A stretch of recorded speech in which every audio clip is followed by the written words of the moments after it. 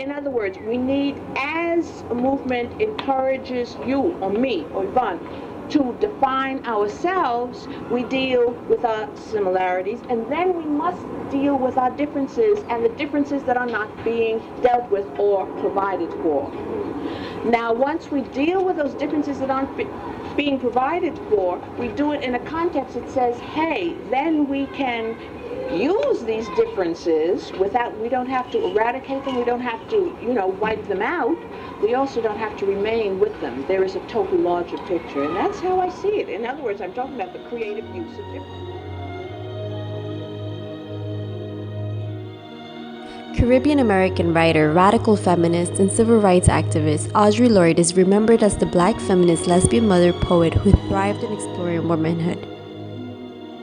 The Audre Lorde Project and Gay Reunion in Our Time gathered to pay tribute to the visionary poet and activist.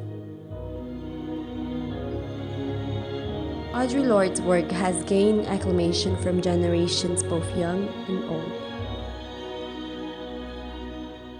One of the issues that Griot Circle addresses for older LGBT people is isolation. As we get older, we're not as apt to be out and about, and we stay home and away from friends and family. We lose a lot of friends and family. It is the acclamation of her work that has brought together two generations that focus on the liberation of the LGBTQ community. The younger generation poses as the energetic youth capable of carrying change, and the older generation providing wisdom to pave the way.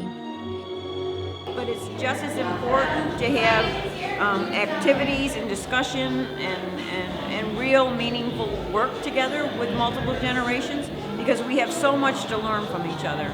And I think sometimes we stay away from each other because we think, older people, they're not going to understand, or younger people, their music is different or whatever. But once you start talking and then you're in the same room together, so much magic and richness happens with the exchange.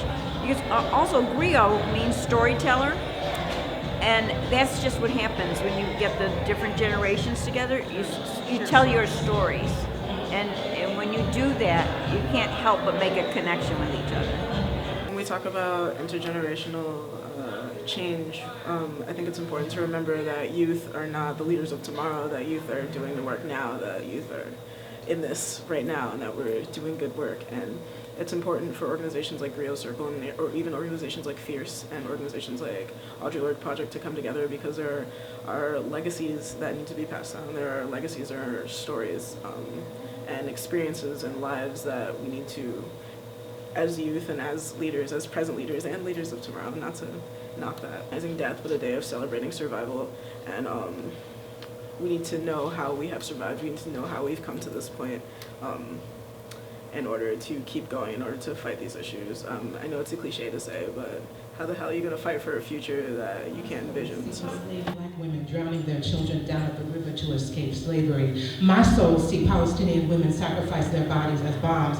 My soul see queer, trans, POC fighting policing and hate crimes in New York City, finding the rage and the love to keep us here. This is the Audre Lorde birthday celebration, and the good thing about collaboration is you must know your past in order to make it to your next future. And that could sum it up in one word. These creative differences were felt through a powerful night of poems and performances in tribute of Audre Lorde. Embracing creative differences in the celebration of life is exactly what has been the legacy of Audre Lorde as she continues to inspire generations to come.